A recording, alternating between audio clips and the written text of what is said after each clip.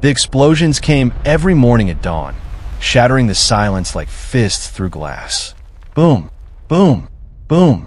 The mountain trembled, sending dust cascading down its ancient face, and the village of Milimani shook with it. But no one complained. The mine brought gold, and gold brought food, clothes, and the respect of neighboring villages. Nwaffer, the mine owner, stood at the entrance each day, his belly round with prosperity, his voice loud with authority. "Work harder," he shouted at the miners covered in sweat and dust. "The mountain has more to give. We just have to take it."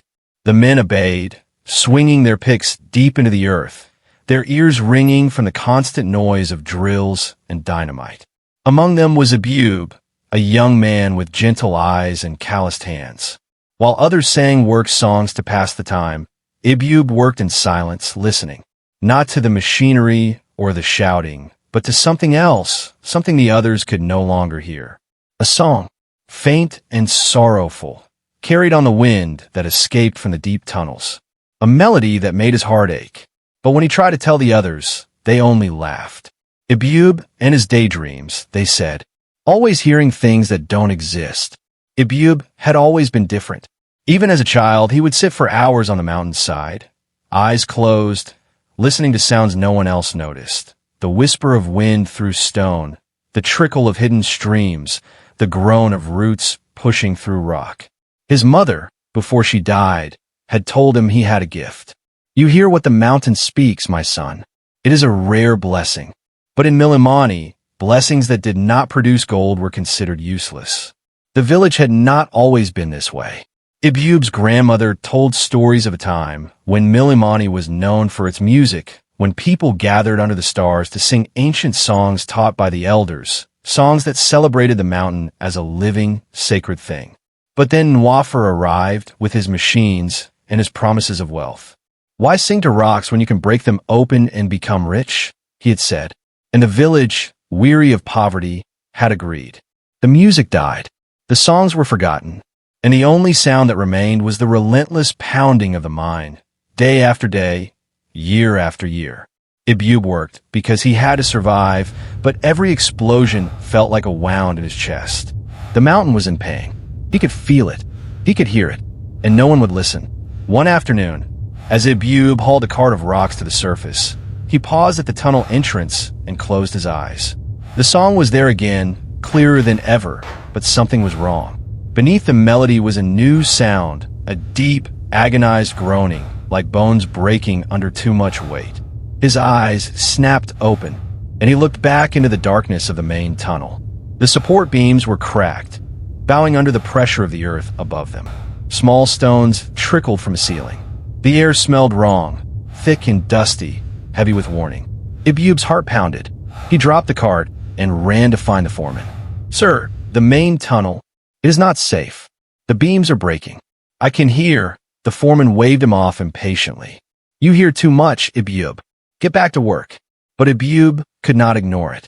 That evening, when the miners gathered to receive their pay, he approached Nwaffer directly.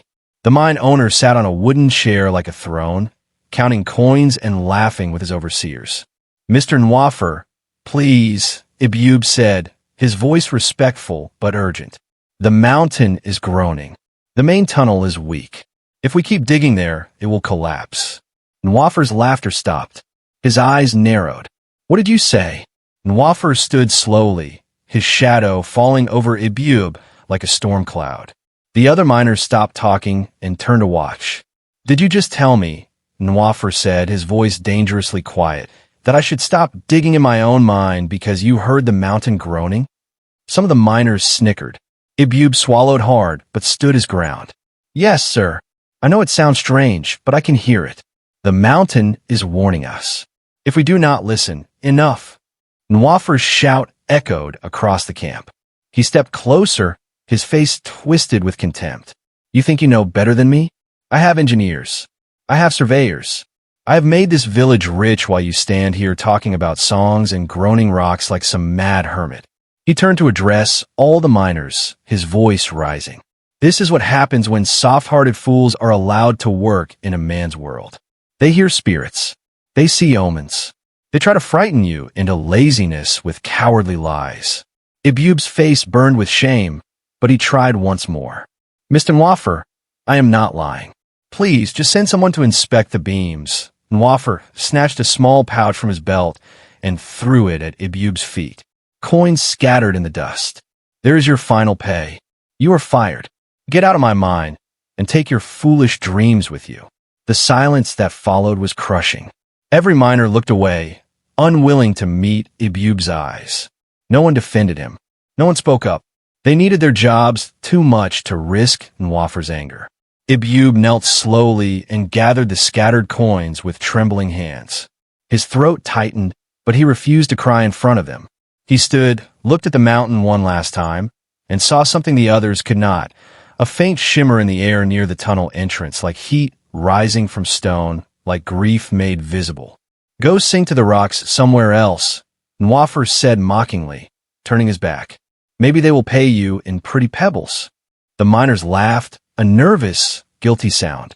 Ebube walked away from the mine, away from the only livelihood he had known, his heart heavy with rejection and fear. That night, he sat outside his small hut at the village edge, staring up at the dark silhouette of the mountain against the stars. The song was still there, fainter now, weaker, like something dying. I am sorry, Ebube whispered to the wind. I tried to warn them. I tried, but the mountain did not answer. Only the cold night wind blew through the valley, carrying with it the distant sound of machines still tearing into stone. And Ebube knew something terrible was coming.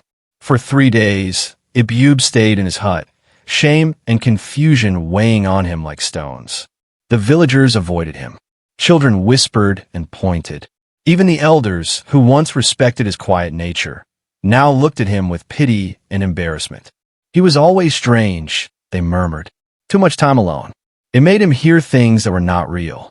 On the 4th morning, Ebube woke to the sound of the song again, but this time, it was not coming from the mine. It was coming from higher up the mountain, from the wild peaks where no miners dared go. The melody was clearer there, less pained, almost inviting. He stood at his doorway, torn between staying in the village where he had always lived and following the voice that had cost him everything.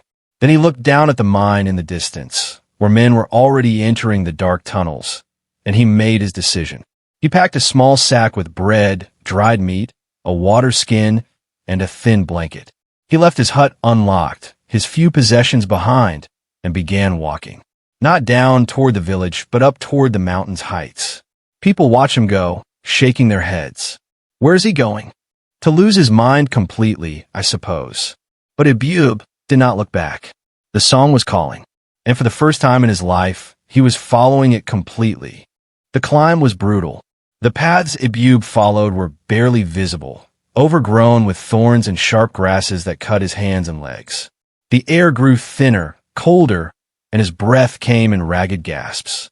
By the 2nd day, his food was nearly gone. He drank from streams that tasted of iron and earth, ate berries he hoped were not poisonous, and slept beneath overhanging rocks that offered little shelter from the wind. Doubt crept in during the dark hours. What was he doing? Chasing a sound that might be nothing more than his own loneliness? Nwaffer's words echoed in his mind. Foolish dreams, cowardly lies, mad hermit. Maybe they were right. Maybe he was broken. But each morning, when the sun rose and touched the peaks, the song returned. And it was so beautiful, so full of sorrow and longing, that Ebube could not turn back. On the 3rd day, weak with hunger and exhaustion, Ebube stumbled into a small clearing hidden among towering rocks. And there, nestled against the mountainside, was a hut. It was simple, built from stone and wood, with smoke rising from a hole in the roof. Outside, sitting on a flat rock, was an old man carving something from a piece of pale wood. The old man looked up, unsurprised, and smiled. I wondered when you would arrive, he said. Then he lifted what he was carving to his lips, a wooden flute, and played a single, pure note. It was the mountain song. Ebube's legs gave out, and he collapsed to his knees. Tears streamed down his face, tears of relief, of validation, of finally being heard. The old man set down the flute and approached him with a gourd of water. "Drink first, young one. Then we will talk." Ebube drank deeply, the cool water reviving him. When he could speak again, his voice was hoarse. "You hear it too, the song. You hear it." The old man nodded, his eyes kind and ancient. "I have heard all my life, just as you have." He gestured to the hut. "Come inside. Rest. You have climbed far to find me." Inside, the hut was warm, filled with the scent of burning cedar and something sweet, herbs drying from the ceiling.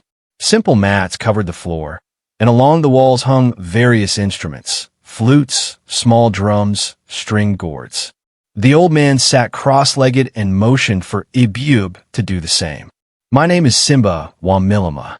I was once the music keeper of your village, many years before you were born." Ebube's eyes widened. "Music keeper? I have never heard of such a thing."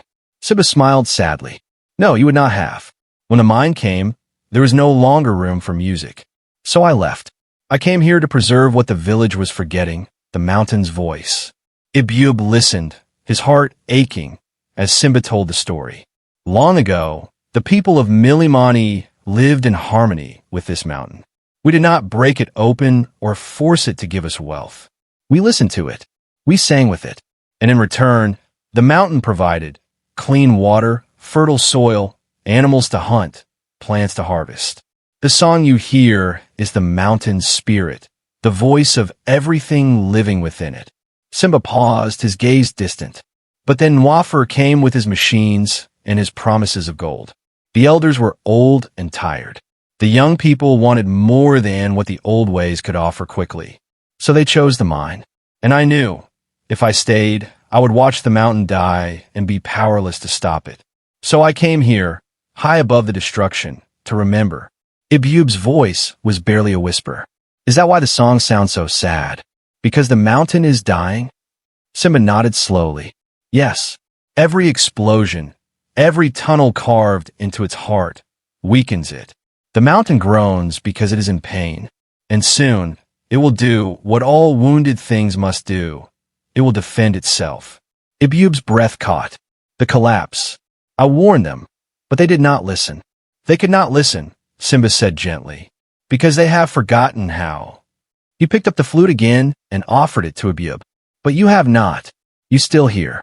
And I can teach you to do more than just hear. I can teach you to speak back." Ebube took the flute with reverent hands. It was lighter than he expected, smooth and warm, as if it were alive. "How can a piece of wood speak to a mountain?" he asked. Simba smiled. "The wood is not just wood. It comes from the sacred tree that grows only on this peak, a tree whose roots reach deep into the mountain's heart. When you play it, you do not create sound. You release what the mountain has already given." He placed his weathered hand over Ebube's. "But first, you must learn to listen not just with your ears, but with your hands, your heart, your very spirit. Sound is not just noise. It is life, connection, healing." For weeks, Simba taught Ebube. He taught him to sit in stillness and feel the vibration of the earth beneath him. He taught him to close his eyes and identify the different songs, the wind's whisper, the stream's chatter, the stone's ancient hum. He taught him patience. And when Ebube was ready, Simba led him to the sacred tree, a gnarled, ancient thing with silver bark and leaves that shimmered like moonlight. "Choose a branch," Simba instructed, "not with your eyes, but with your heart. Let call to you." Ebube walked around the tree slowly, his hand hovering over the branches. Then one seemed to pulse with warmth beneath his palm. He knew. This one. Together, they cut the branch carefully, thanking the tree, and carried it back to the hut. And Ebube began to carve. Carving the flute took months. Simba taught him that rushing would break the wood's spirit. "Every cut must be made with intention," he said. "You are not shaping wood. You are freeing the song trapped inside." Ebube worked slowly, his hands blistered and aching, but his heart full. As he carved, he whispered to the wood, telling it about the village, about the mine, about his hope that somehow this flute could heal what had been broken.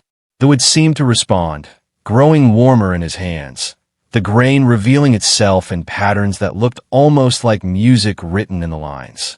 When the flute was finally complete, Ebube held it up to the light. It was simple but beautiful, smooth, and perfectly balanced. Simba nodded with approval. Now play. Ebube lifted the flute to his lips, his heart pounding. He had never played any instrument before. What if no sound came? What if he failed? But the moment his breath entered the flute, music poured out, rich, clear, and heartbreakingly beautiful. It was the mountain's song, the one he had heard all his life, but now it flowed through him, amplified and perfected. The air around them shimmered. And then something miraculous happened. From the rocky ground near where Ebube stood, a tiny green shoot pushed through the stone, unfurling into a delicate flower. Water began to bubble from a crack in a nearby rock, clear and cold. Birds that had been silent suddenly burst into chorus. Simba's eyes filled with tears. You have done it, Ebube. You have become the mountain's voice. The months that followed were the happiest of Ebube's life. Each day, he played the flute, and each day, the mountainside around Simba's hut grew more alive. Grass spread across barren stone. Wildflowers bloomed in impossible places. Trees that had been withered and bent straightened and grew strong. Even animals came, rabbits, deer, birds of every color, drawn by the music, unafraid. Simba taught him different melodies, each with a purpose. One song called water, another encouraged growth, a third healed wounds and sickness. Music is the oldest magic, Simba explained. It speaks directly to the soul of all living things. Ebube practiced constantly, his fingers learning the patterns, his breath learning the rhythms.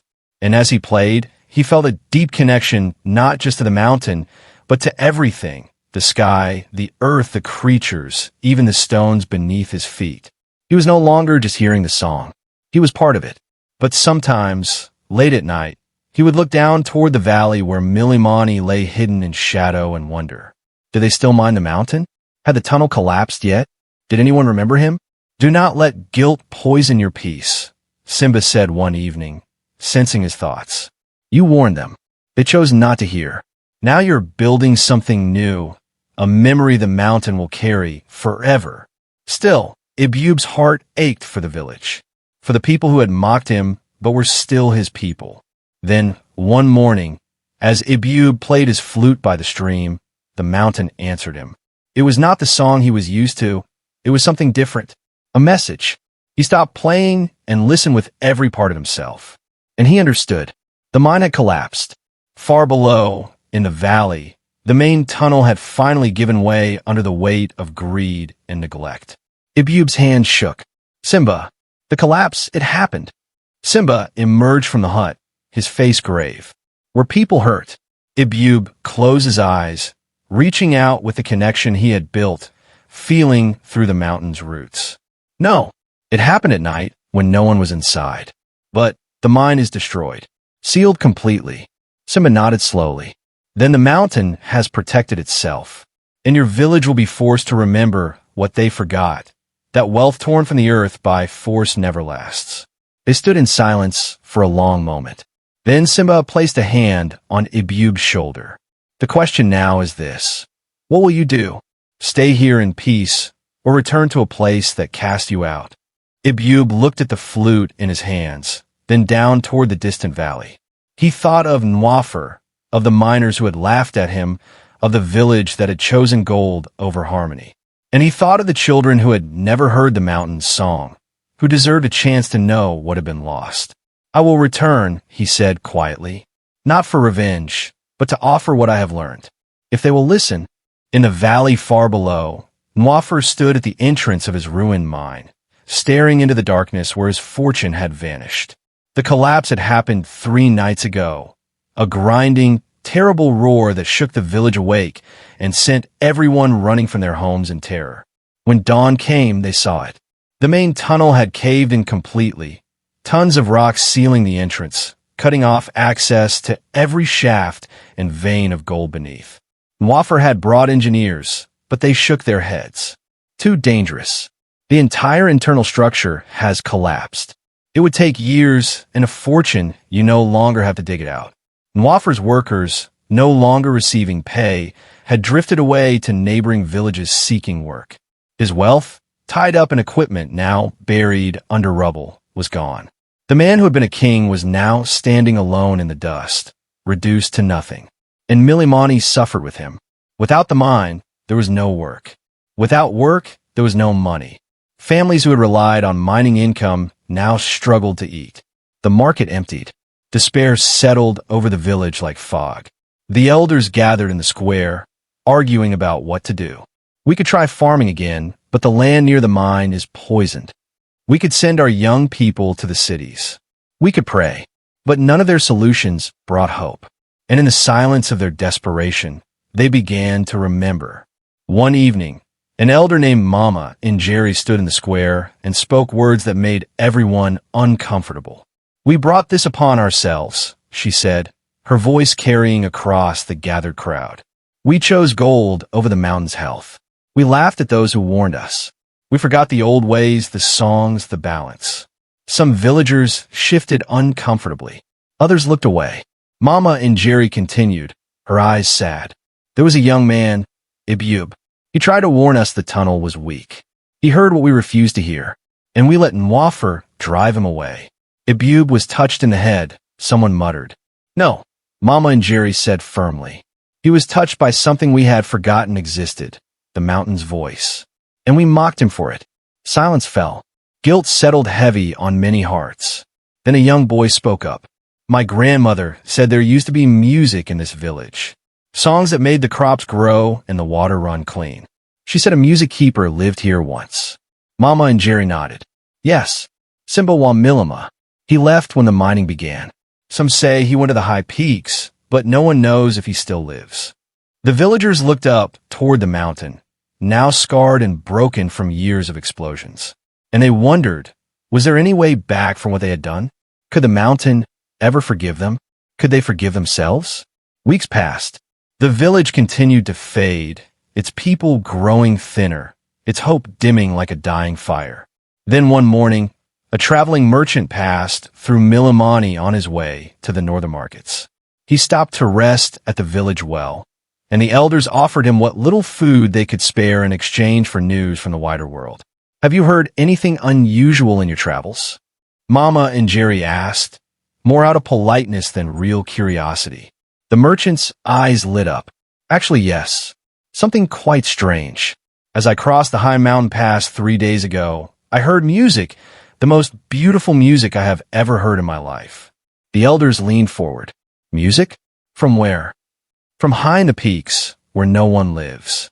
I followed the sound and found a small green valley, impossible and lush, in the middle of barren rock. And there was a young man playing a wooden flute. When he played, I swear the plants grew taller, and a spring bubbled up from nowhere." The merchant shook his head in wonder. I asked him his name, but he only smiled and continued playing. "People in the next village call him the music healer. They say he can cure sickness and make the land fertile again." Mama and Jerry's breath caught. What did this young man look like? The merchant described him. Gentle eyes, calm demeanor, hands scarred from labor. And Mama and Jerry knew. "Ebube," she whispered. "It is Ebube." That very afternoon, despite her age and the protests of younger villagers, Mama and Jerry packed a small bag and began to climb toward the high peaks. "You are too old for such a journey," they said. "Let someone younger go." But she refused. "I was one of those who stayed silent when Nwafer shamed him. I must be the one to ask for his return." The climb took 3 days, and her old bones screamed with every step. But determination carried her forward, and finally, she reached the green sanctuary the merchant had described. It was like stepping into another world. Where the lower mountain was scarred and gray, this place bloomed with impossible life. Flowers carpeted the ground, trees heavy with fruit bent low, and a clear stream sang over smooth stones. And there, sitting on a rock, playing a flute, was Ebube. He looked older, stronger, more at peace than she had ever seen him. When the music stopped and he saw her, his eyes widened in surprise. "Mama and Jerry?" She fell to her knees, tears streaming down her weathered face. "Ebube, forgive us. Forgive me. You warned us, and we did not listen. You heard what we could not, and we drove you away. Now our village is dying, and we have nothing left but regret and shame." Ebube helped her to her feet gently. "Mama, do not kneel. I hold no anger in my heart." "Then will you come back?" she asked, her voice breaking. "Will you bring the song back to Milimani?" Ebube was quiet for a long time, looking down toward the valley where the village lay hidden. Beside him, Simba emerged from the hut, leaning on a walking stick, listening. "The village cast you out," Simba said softly. "You owe them nothing." "I know," Ebube replied, "but the song is not mine to keep. It belongs to the mountain, and the mountain has always belonged to everyone, those who listen and those who have forgotten how." He turned to Mama and Jerry. "I will return, not to save Nwaffer or to reclaim what was taken from me. I will return to teach the children what was lost, so that the mistakes of the past are not repeated." Mama and Jerry wept with relief. Thank you, my son." Ebube gathered a few belongings, his flute, a small pouch of seed from the sacred tree, and a water skin. Simba embraced him. "You are ready. Go and remind them what music can do." The journey down was easier than the climb up had been, and as they walked, Ebube played soft melodies on his flute, and Mama and Jerry watched in awe as the path behind them bloomed with small flowers, as if the mountain itself was celebrating his return. When they reached the village 2 days later, it was evening. The sun was setting, casting long shadows across the dusty, silent square. Villagers emerged from their homes, drawn by the sound of footsteps and whispers. And they saw him, Ebube, walking toward them, carrying only a simple wooden flute. The villagers stared in disbelief. Children who had been babies when he left now hid behind their mother's legs, curious and cautious. Young men who had once worked beside him in the mine looked away in shame, and the elders watched with a mixture of hope and fear. Ebube walked slowly to the center of the square, the place where Nwaffer had once thrown coins at his feet and called him a fool. He stood there now, calm and quiet, the flute held loosely in his hands. Whispers spread through the crowd. "Is that really him? He looks different, stronger. What is he going to do?" Then, from the edge of the square, a familiar voice cut through the murmurs, harsh, bitter, and broken. Well, the dreamer returns." Nwaffer appeared, shuffling forward with a shovel in his hands. He looked nothing like the powerful man who had once commanded the village. His clothes were dirty and torn. His face was gaunt, his eyes hollow. He had been digging alone at the collapsed mine entrance every day for weeks, refusing to accept that his fortune was gone. "Come and mock me," Nwaffer said, his voice cracking. "Come and say I told you so." Ebube looked at him with sad, gentle eyes. "No, Mr. Nwaffer. I came to offer what I should have shared long ago. Not a warning this time, but a gift." Nwaffer laughed bitterly. "A gift? What gift could you possibly have? A stick? A foolish song?" Ebube simply closed his eyes. "Yes, a song." And he lifted the flute to his lips. The first note hung in the air like a drop of water, suspended in sunlight. Pure, clear, perfect. The villagers went still, their breaths caught in their chests. And then the melody began. Not loud or forceful, but gentle, building slowly like dawn breaking over the mountains. It was the song Ebube had heard all his life, the mountain's voice, but now amplified through the sacred wood, flowing out into the air with power and purpose. The music wrapped around the village like a warm embrace. And things began to change. Near the old mine entrance, where the ground was cracked and poisoned, something stirred. A thin stream of water began to seep from between the rocks, trickling down the dusty path. Then more water came, bubbling up from deep within the earth, clear and cold and pure. It pooled, then flowed, forming a small stream that ran through the center of the square. The villagers gasped. Children reached out to touch it, laughing with delight. But the miracles did not stop there. The withered fields beyond the village, land that had been exhausted by years of neglect, began to turn green. Shoots pushed through the dry soil, unfurling into blades of grass, then flowers, then young crops that should have taken months to grow. The air itself changed, becoming lighter, sweeter, filled with the scent of rain and growing things. and Nwaffer, standing in the center of it all, dropped his shovel. His hands began to shake. Tears streamed down his dirty face. Ebube played for a long time, his eyes closed, his spirit connected to every note. The melody rose and fell like breathing, like the heartbeat of the earth itself. And the mountain responded. The scars left by years of explosions seemed to soften. Rocks that had been shattered and broken began to settle. The groaning sound that Ebube had heard for so long, the mountain's pain, faded into silence, replaced by something new. Peace. When the song finally ended, Ebube lowered the flute and opened his eyes. The entire village was weeping. Mothers held their children. Elders embraced each other. Even the young men who had mocked him now stood with heads bowed, ashamed and grateful all at once. Mama and Jerry stepped forward.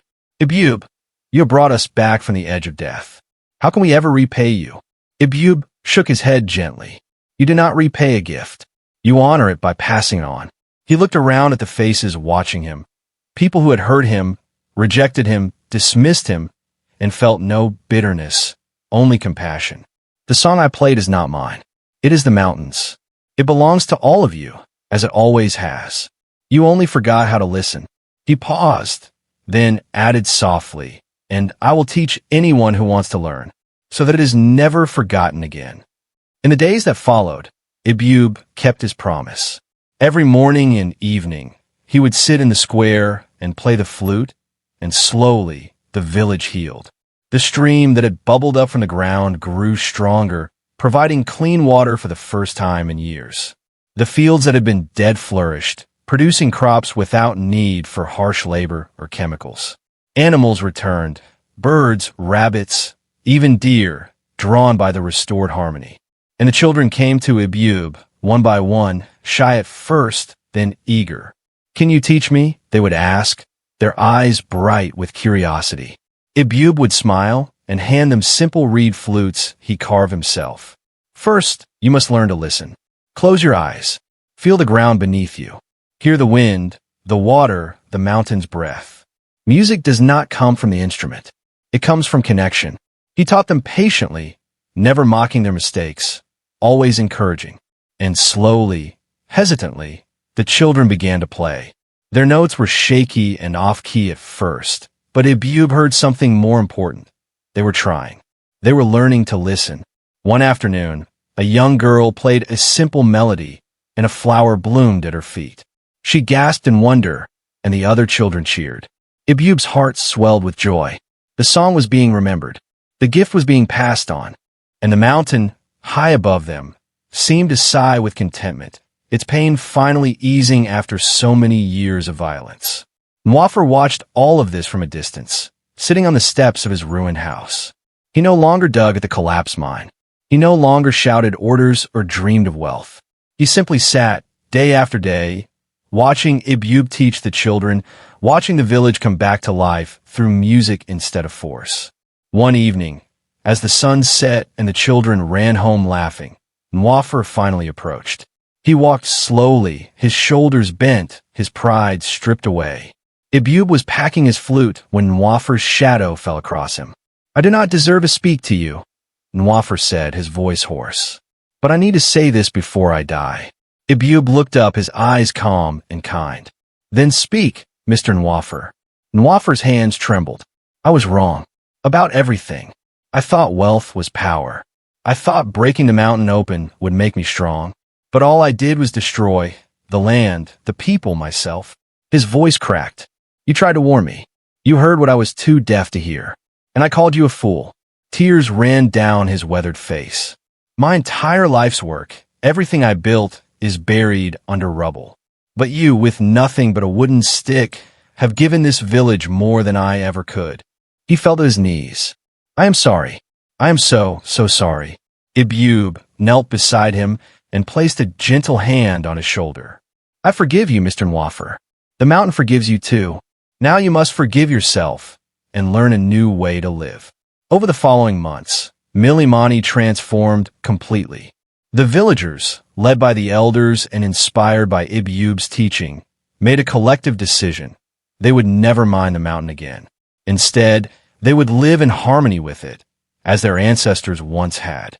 They planted the seeds Ebube had brought from the sacred tree, and slowly, a small grove began to grow at the edge of the village. They built a gathering place where people could come to listen to music, to learn songs, to remember.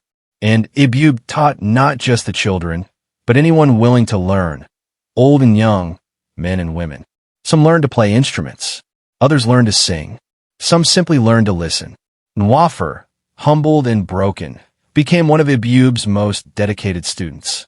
His hands, once used to swing a pick and count gold, now carved flutes for the children. He was no longer a headman or mine owner. He was simply Nwafer, a man trying to make amends for the damage he had caused. Word of Milamani's transformation spread. Travelers came from distant villages to hear the music and see the green fields that grew where barren land had been. They marveled at the clear stream flowing through the square and asked how such miracles were possible. It is not a miracle, the villagers would explain.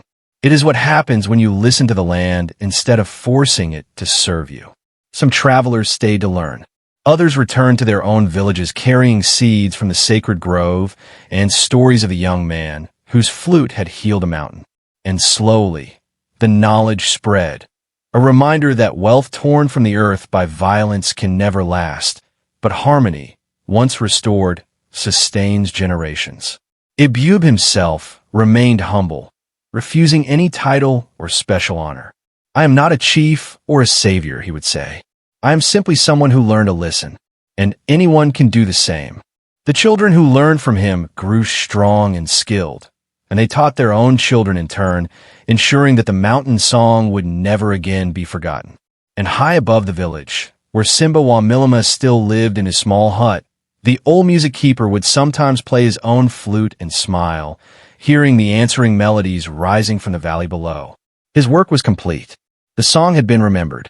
Years later, when Ebube had grown old and his hair had turned silver, he would still sit in the village square each evening, playing the flute for anyone who wanted to listen. The village had become prosperous again, not through gold or mining, but through music, farming, and the knowledge of living in balance with the land.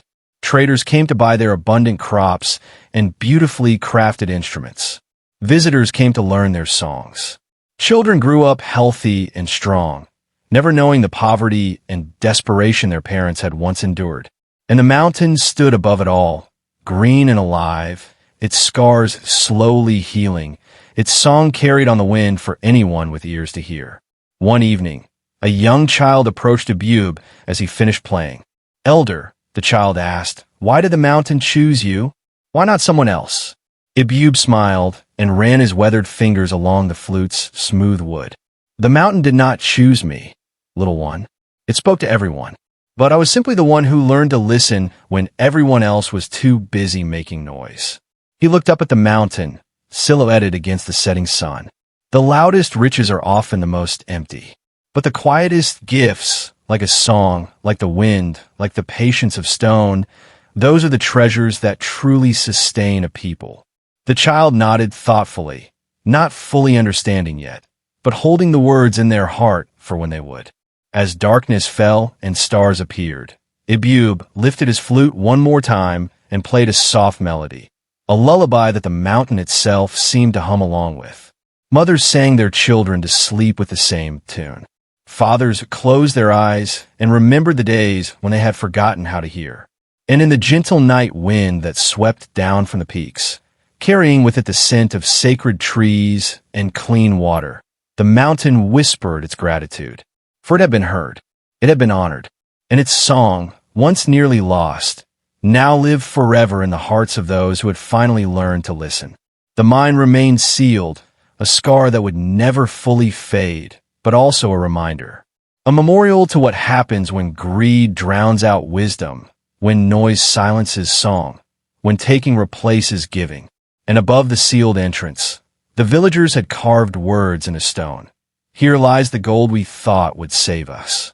But the true treasure was always above, not below, in the song we almost forgot. If this story touched your soul, comment "listen" below. Because the loudest voices are not always the wisest. And sometimes the person everyone calls a fool is the only one hearing the truth. Subscribe and share this with someone who needs to remember that real wealth is not what you take from the earth, but what you give back to it. Drop your city in the comments and join a community of people who believe that harmony is stronger than greed, that music can heal what money destroys, and that every mountain, every river, every living thing has a song worth hearing, if only we choose to listen.